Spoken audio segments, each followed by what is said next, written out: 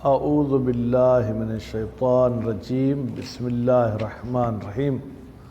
برادران، ہماری گفتگو بیع فضولی کے بارے میں تھی، ہے اور چند دن رہے گی۔ بیع فضولی کے حوالے سے علماء کے دو نظرے ہیں۔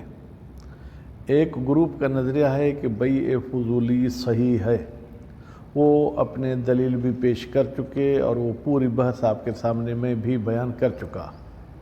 دوسرا گروپ کہتا ہے کہ بیع فضولی باطل ہے۔ تو اب ہم مقاصد پڑھ رہے ہیں تو توضیحی مسئلہ نہیں ہے کہ بغیر دلیل کے ہم بات مانیں، ہمیں دلیل کی ضرورت پڑے گی۔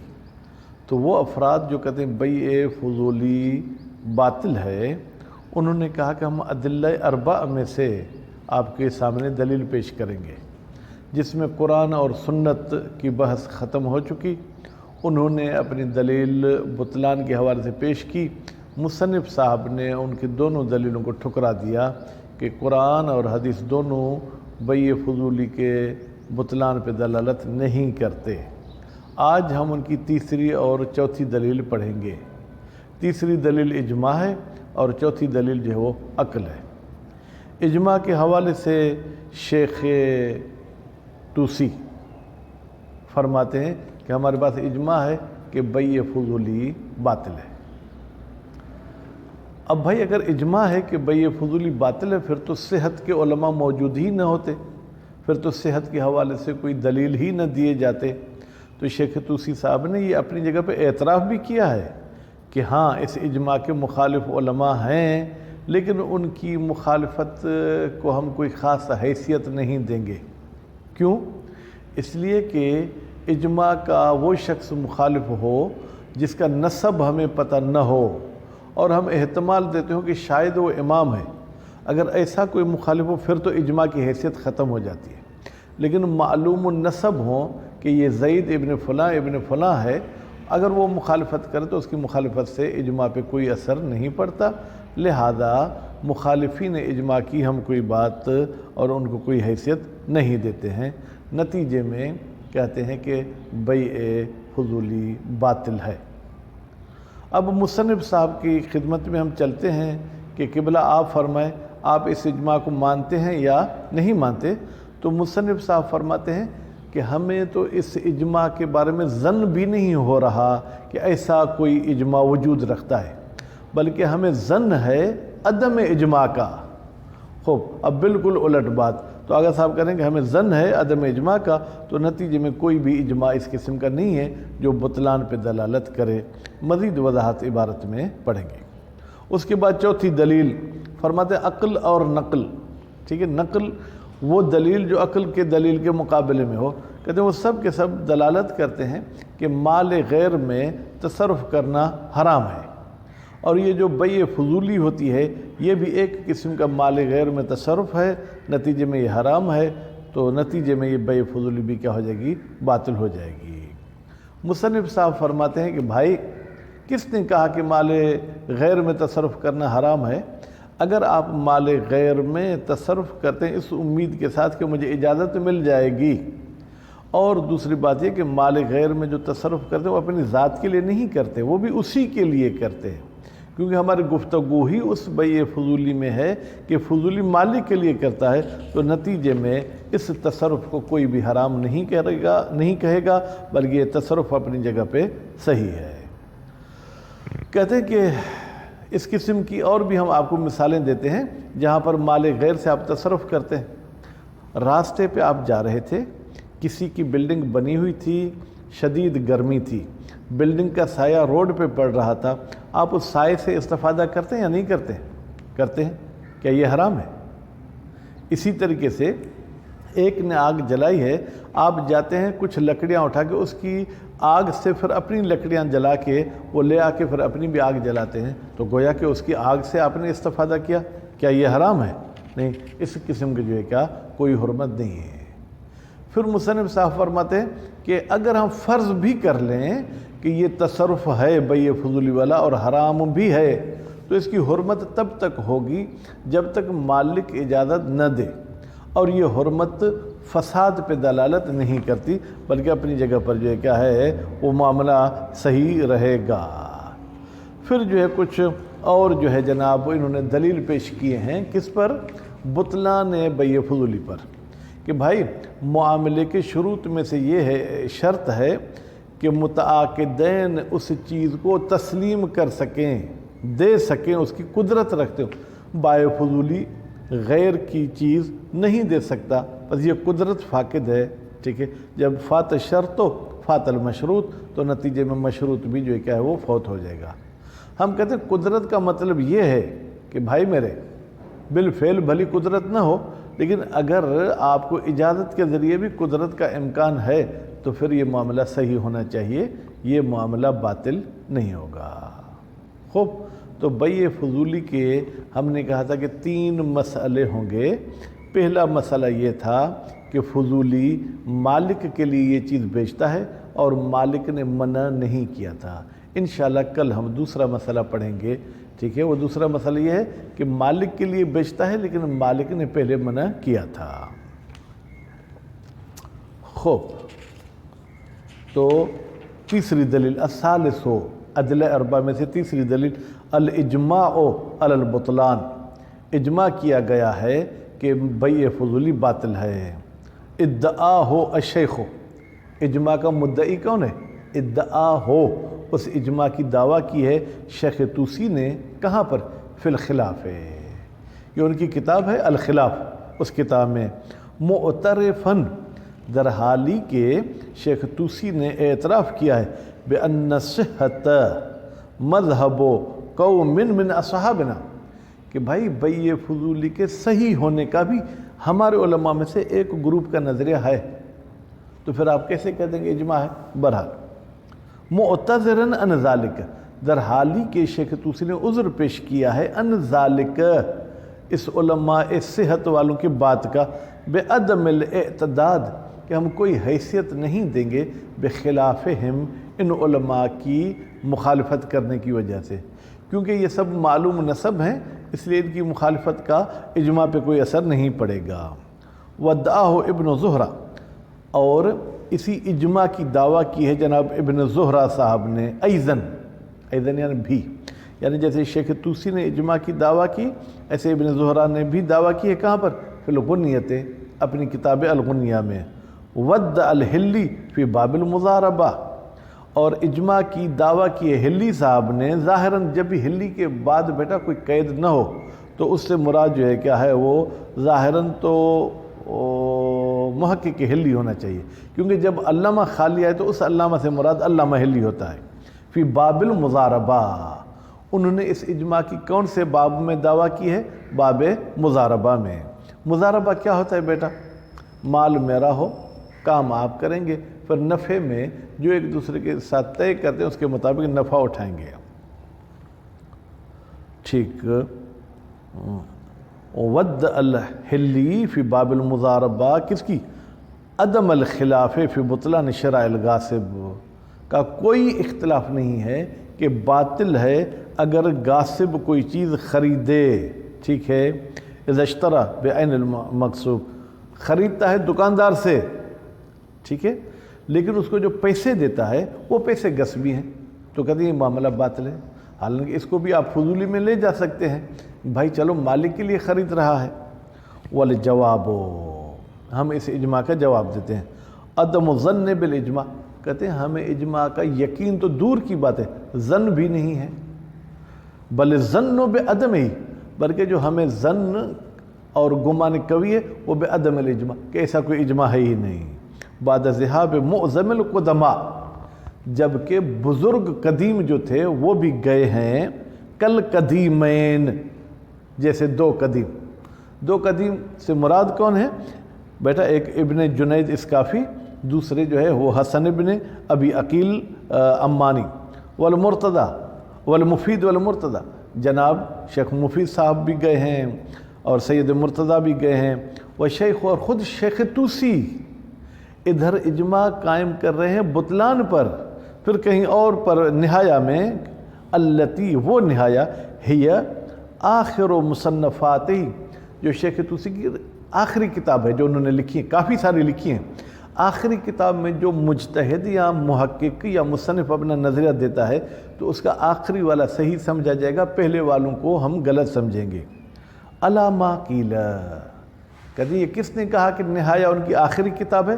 علامہ قیلہ کہتے ہیں میں نے خود یہ تحقیق نہیں کی لیکن مجھے بتایا گیا ہے۔ وَأَتْبَاؤُهُمْ معظم الفقہاء، ٹھیک ہے، پھر اگر فقہا کہیں تو اتباعہم علی الصحت ہے، یعنی یہ علماء بھی کہتے ہیں کہ بھئی یہ فضولی صحیح ہے، ان کے پیروکار بھی کہتے ہیں بھئی یہ فضولی صحیح ہے۔ وَأَتْبَاعُ الْمُتَأَخِّرِينَ علیہ، اور جو متأخرین علماء ہیں وہ بھی علیہ ہے، اسی صحت پر جو ہے کیا ہے وہ قائل ہیں، ادا فخر الدین، سوائے فخر الدین کے جو علامہ حلی کے ظاہر میں بیٹے ہیں۔ وبعض متأخر المتأخرین، اور بعض وہ لوگ جو متأخر بھی نہیں، متأخرین سے بھی متأخر ہیں، وہ بھی بطلان کے قائل ہیں، نہیں تو اکثر کہتے ہیں کہ بھئی یہ فضولی صحیح ہے۔ الرابع، چوتھی دلیل کس پر؟ بطلان بھئی یہ فضولی پر، ما دل من العقل والنقل، وہ دلیل ہے جو عقلی بھی ہے نقلی بھی ہے، علی عدم جواز تصرف فی مال الغیر، کہتے ہیں غیر کے مال میں آپ کو تصرف کا حق نہیں ہے، الا باذنہ، مگر یہ کہ وہ غیر آپ کو اذن دے۔ فإن رضا اللہ کا بتحقیق، وہ راضی ہونا اللہ ہے کہ جو عقد کے بعد ہوگا، لا ینفعہ، وہ فائدہ نہیں دے گا، کس بات میں؟ فی رفع القبح، کہ یہ جو تصرف کرنا کبیح تھا اس کبیح کو ابھی وہ جو ہے کیا ہے ختم نہیں کر سکتی۔ الثابت، وہ قبح جو ثابت تھا حالت تصرف کے وقت۔ ففی التوقیع المروی فی الاحتجاج، وہ حدیث جو توقیع کی صورت میں نقل کی گئی ہے کتاب احتجاج میں، کتاب احتجاج کس کی ہے؟ ظاہراً علامہ طبرسی کی ہے۔ لا یجوز لأحد، بیٹا کسی ایک بندے کے لیے بھی جائز نہیں ہے ان یتصرف فی مال غیرہ، کہ وہ اپنے غیر کے مال میں تصرف کرے، الا باذنہ، ہاں اگر میری طرف سے اذن آپ کو ملے تو آپ تصرف کر سکتے ہیں۔ ولا ریب، چلیں اس کو فٹ کریں کس پر؟ بھئی فضولی پر، کہتے ہیں کوئی شک شبہ نہیں ہے ان بیع مال الغیر، بے تحقیق غیر کا مال بیچنا، تصرف فی مال الغیر، یہ بھی غیر کے مال میں تصرف ہے، عرفاً، کس نے کہا؟ عرف اس بات کا جو ہے کیا ہے وہ گواہ ہے۔ والجواب، بھئی ہم جواب دیتے ہیں اس دلیل عقل کا بھی۔ ان العقد علی مال الغیر، بے تحقیق غیر کے مال پہ عقد کرنا، متوقعاً اجازت ہی، در حالی کہ آپ کو امید ہے کہ وہ بندہ اجازت دے گا، ٹھیک ہے، غیر قاصد لترتیب الآثار علیہ، اور یہ جو عقد فضولی کرتا ہے اس نے یہ قصد نہیں کیا کہ تمام آثار فٹ ہو جائیں جناب اس عقد پر، ٹھیک ہے، لیس تصرفاً فی، تو یہ تو بیٹا کوئی تصرف نہیں ہے فی ہے مال غیر میں۔ مثلا میں آپ کی موبائل بیچتا ہوں آپ کے لیے، لیکن یہ میرا قصد نہیں کہ بیچتے ہی یہ اس کی ملکیت ہو جائے اور وہ پیسے دے دے وہ آپ کی ملکیت ہو جائے، بلکہ میں امید رکھتا ہوں کہ آپ اجازت دیں گے نا۔ لو فرض کون العقد علت تامۃ، ہاں اگر ہم فرض کریں کہ یہ فضولی والا عقد جو ہے علت تامہ ہے، نقل و انتقال میں اجازت کی ضرورت نہیں ہے، ولا عرفاً، اگرچہ ہم اس کو علت تامہ مانے عرفی لحاظ سے، لحصول الآثار، بھائی کس کے لیے علت تامہ ہے؟ تاکہ اس پر تمام آثار مترتب ہوں، کما فی بیع المالک، جیسے مالک کو کوئی چیز بیچتا ہے تو اس پہ تمام آثار فٹ ہوتے ہیں۔ غاصب، اور جو کہ مستقل غاصب ہے، کیا مطلب؟ یعنی اس نے آپ کی ایک چیز غصب کر لی، اب بیچتے وقت وہ آپ کا خیال ہی نہیں کرتا، وہ اپنے لیے بیچتا ہے۔ کان حکم العقد جوازاً او منعاً حکم معلولہ، تو اس عقد کا حکم اس کے معلول والا جو ہے کیا ہے بیٹا وہ حکم ہوگا، یعنی اس کے معلول کا جو حکم ہے، اگر اس کا معلول جائز ہے تو یہ عقد بھی جائز، اگر اس کا معلول غلط ہے تو یہ عقد بھی غلط۔ خوب، المترتب علیہ ہے، وہ معلول جو فٹ ہو رہا ہے علیہ جناب اس عقد پر۔ ثم لو فرض کونہ تصرفا، پھر اگر فرض بھی کیا جائے کونہ کہ یہ بیع فضولی تصرف ہے، فمستقل العقل بجوازہ، فمما، بیٹا فا کے بعد ڈبل میم ہے، فمما، تو یہ ایسا تصرف ہے، یہ ان تصرفات میں سے ہے کہ عقل مستقل کیا کہتا ہے، بے جواز ہی، کہ ایسا آپ تصرف کر سکتے ہیں۔ جیسے مثل الاستضاءۃ، روشنی لینا، میرے گھر میں بلب جل رہا ہے، آپ کے آنگن میں روشنی آ رہی ہے، وہاں اس کی روشنی پہ مطالعہ کر سکتے ہیں یا نہیں کر سکتے ہیں؟ حالانکہ روشنی میری ہے، آپ میری روشنی سے جو ہے کیا تصرف کر رہے ہیں۔ والاصطلاء، یا میری جلی ہوئی آگ سے آپ اپنی لکڑی جلا کر لے جائیں تو بھی یہ استفادہ آپ نے میری آگ سے کیا۔ بنور الغیر، نور الغیر استضاء کے ساتھ تعلق رکھتا ہے، نار ہی اصطلاح کے ساتھ سے تعلق رکھتا ہے، نار ہی کی ضمیر غیر کی طرف جائے گی، یعنی آپ دوسرے کے نور سے روشنی لیتے ہیں یا دوسرے کی آگ سے اپنے لیے بھی آگ کا بندوبست کرتے ہیں۔ ما انہو قد یفرض الکلام فیما اذا علم الاذن فی ھذا، در حالی کی شان یہ ہے، فرض کیا جاتا ہے ہمارے بحث کا، فیما، اس مورد میں جب علم ہوتا ہے کہ اذن ملے گی فی ھذا، اس قسم کے کاموں میں۔ من المقال، کیسے پتہ چلتا ہے کہ مجھے اذن مل جائے گی؟ من المقال، یعنی کوئی قرینہ قولی، بھائی میری چیز آپ کی چیز ہے، جیسے چاہو کرو، اب اس کا مطلب بیچنا بھی چاہو تو بیچ سکتے ہو۔ اب الحال، یا آپ دونوں کی دوستی ایسے ہے کہ ایک دوسرے کی چیز، کبھی آپ کی چیز میں نے بیچ دی، کبھی میری چیز آپ نے بیچ دی، کوئی اعتراض نہیں ہوتا ہے، ٹھیک ہے۔ بنان علی ان ذالک، بنا رکھتے ہوئے کہ علی ان ذالک، یہ جو اجازت کی امید ہوتی ہے، لا یخرجہ عن الفضولی، یہ پھر بھی عقد کو فضولی ہونے سے خارج نہیں کرتی، لیکن اس کے باوجود ایسے معاملات ہوتے رہتے ہیں۔ ما ان تحریمہ، بھائی اگر فرض کریں کہ یہ تصرف حرام بھی ہے تو لا یدل علی الفساد، یہ اس عقد کے فاسد ہونے پر دلالت نہیں کرتا ہے۔ ما انہ لو دل، ما انہ، اگر یہ تحریم دلالت کرے، ٹھیک ہے، لو دل لدل علی بطلان البیع، ٹھیک ہے، اگر یہ دلالت بھی کرتا ہے کیا کہ یہ تصرف حرام ہے، ٹھیک ہے، تو پھر ہم کہیں گے بیع بھی حرام ہے، ٹھیک ہے، یا بیع باطل ہے۔ بیع کے باطل ہونے کا مطلب کیا ہوگا؟ بمعنی عدم ترتب الاثر علی البیع، اس بیع پر کوئی اثر فٹ نہیں ہوگا، یعنی نقل و انتقال نہیں ہوگا۔ وعدم استقلالہ فی ذالک، اور یہ بیچنے والا فضولی مستقل نہیں ہے فی ذالک، اس بیع میں، بلکہ وہ محتاج ہے مالک کا۔ ولا ینکرہ، بھائی اس بات کا، کون سا؟ استقلال والی بات کا، اور جو ہے کہ عدم ترتب والی اثر کا منکر نہیں ہے وہ شخص جو بیع فضولی کو صحیح مانتا ہے، خصوصاً اذا کانت الاجازت ناقلۃ، خاص طور پر جب اجازت ناقلہ ہو۔ اجازت ناقلہ کا کیا مطلب ہے؟ اجازت ناقلہ کا مطلب یہ ہے کہ عقد کل ہوا، اجازت میں نے ابھی دی، تو گویا کہ یہ عقد ابھی سے ہوا ہے، کل والا کل عدم تھا، باطل نہیں کہیں گے، کل عدم تھا۔ کاشفہ کا مطلب یہ ہوتا ہے کہ بھائی اجازت آ کے واضح کرتے کہ یہ کل والا عقد کل سے ہی صحیح ہے۔ وَمِمَّا ذَكَرْنَا ظَهَرَ الْجَوَابِ، کہتے ہیں یہ بات جو ہم نے ذکر کی، اول تو یہ بیع فضولی تصرف نہیں ہے، فرض کریں اگر تصرف بھی ہے تو یہ حرام نہیں ہے، پھر فرض کریں کہ اگر حرام بھی ہے، ٹھیک ہے، تو بطلان بیع سے مراد یہ ہے کہ اس پر اثر مترتب نہیں ہوگا۔ ظہر الجواب اما لو وقع العقد من الفضولی قاصدا لترتیب الاثر، اگر فضولی یہ عقد انجام دیتا ہے تاکہ اس کے عقد پر کوئی اثر بھی واقع ہو، من دون مراجعۃ المشتری، اور مشتری مالک کی طرف رجوع نہ بھی کرے تو بھی وہ چیز اٹھا کے اس میں جا کے تصرفات کر سکتا ہے۔ بنان علی ان العقد المقرون بہذا القصد، یہ بنا رکھتے ہوئے کہ وہ عقد جو ملا ہوا ہے اس قصد کے ساتھ، بیٹا کون سا قصد؟ ترتب اثر والا، ٹھیک ہے، قبیح محرم، یہ اس قسم کا آپ کا قصد کرنا یہ کبھی بھی ہے، محرم حرام بھی ہے۔ لا نفس القصد المقرون بہذا العقد، ٹھیک ہے، خود قصد کے بارے میں آپ نہیں کہیں گے کہ وہ حرام ہے، عقد حرام ہو جائے گا، یہ قصد کو آپ حرام نہیں کہہ سکتے ہیں۔ دیکھیں ان العقد المقرون قبیح محرم، وہ عقد جو ملا ہوا ہے اس قصد کے ساتھ وہ عقد حرام ہے، لیکن خود قصد جو مقرون ہے اس عقد کے ساتھ وہ حرام نہیں ہے۔ وَقَدْ يُسْتَدَلُّ لِلْمَنْعِ، کہتے ہیں بیع فضولی کے منع کے لیے، بطلان کے لیے استدلال کیا جاتا ہے بے وجوہ اخر، کچھ اور وجوہ کے ساتھ، جو کہ کیا ہے ضعیفتن ضعیف ہیں ہماری نظر میں، لیکن ان ضعیف میں سے سب سے زیادہ جو طاقتور ہے وہ اقوا۔